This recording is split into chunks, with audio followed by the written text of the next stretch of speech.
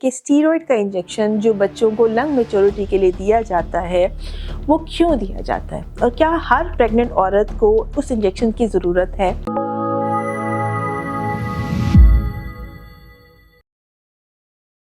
इस वीडियो को बनाने की ज़रूरत मुझे इसलिए महसूस हुई कि ओपीडी के दौरान तकरीबन हर दूसरा पेशेंट आके आपको कहता है कि आपने मुझे वो डेक्सा का इंजेक्शन नहीं लगाया या वो स्टीरॉयड का इंजेक्शन नहीं लगाया जो मेरी फ़लाने कज़न या बहन को या इस पिछले प्रेगनेंसी में मुझे लगा था। तो वो उसकी क्या रीज़न है कि हम हर कुछ पेशेंट्स को वो लगाते हैं और हर पेशेंट को वो रिकमेंडेड नहीं है।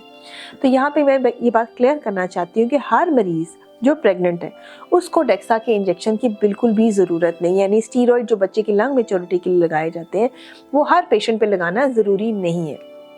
वो किन पेशेंट्स के लिए है? उन पेशेंट्स के लिए है जिसमें हमें लगे कि इनकी वक्त से पहले डिलीवरी हो जाएगी, यानी प्री टर्म लेबर।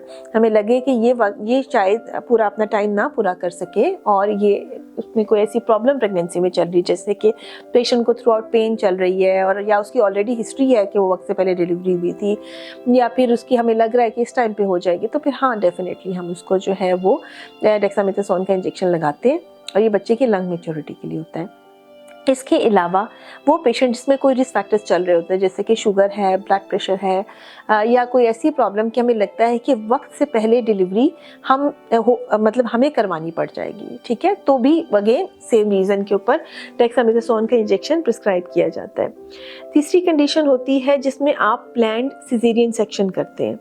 जहाँ भी आप 39 वीक से पहले प्लान्ड सिजेरियन सेक्शन करते हैं वहाँ पे भी इस इंजेक्शन का रोल है। जहाँ पे नॉर्मल डिलीवरी होती है वहाँ पर इसके रोल कम है, लेकिन जहाँ पे आप सिजेरियन सेक्शन कर रहे होते हैं वहाँ पर बच्चे की लंग्स की मजबूती के लिए ये इंजेक्शन जो है वो डेफिनेटली रिकमेंड किया जाता है।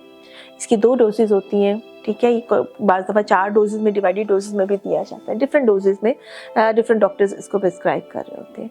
लेकिन यहाँ ये बात क्लियर करने वाली होती है कि आपने इसको जो है हर प्रेगनेंसी के लिए ये नहीं है। एक नॉर्मल प्रेगनेंसी जा रही है जो टाइम पर डिलीवर हो रही है या उसका टाइम पर जाकर ऑपरेशन हो रहा है, तो वहाँ पर जो है इसकी ज़रूरत उतनी नहीं है जितनी कि मैंने जैसे बताया कि प्री टर्म लेबर में होता है।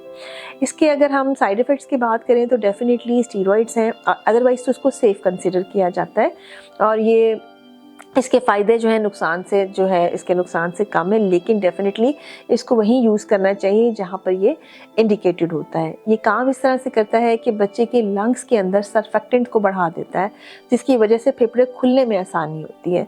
तो जो छोटा बच्चा होता है जो वक्त से पहले होता है उसके फेफड़े इतने स्ट्रॉन्ग नहीं होते, वीक होते हैं, तो वहाँ पर ये बहुत अच्छा काम करता है और उसका बड़ा पॉजिटिव रोल है। और हम चाहते हैं कि अगर वक्त से पहले है तो डेफिनेटली हम जो है ना डेक्सामेथासोन या स्टीरॉयड का इंजेक्शन पेशेंट को दे दें। तो बात क्लियर करने की ये है कि ये जो स्टीरॉयड का इंजेक्शन है ये बार बार नहीं लगाया जाता, ये एक ही दफ़ा लगाया जाता है और हर पेशेंट को इसकी ज़रूरत नहीं होती है। सो जब भी आपका डॉक्टर आपको प्रिस्क्राइब करता है तो डेफिनेटली उससे उसका रीज़न पूछिए और उसके जानने के बाद ही इस इंजेक्शन को ऑप्ट कीजिए। बहुत सारा ख्याल रखिए, दुआओं में याद रखिए।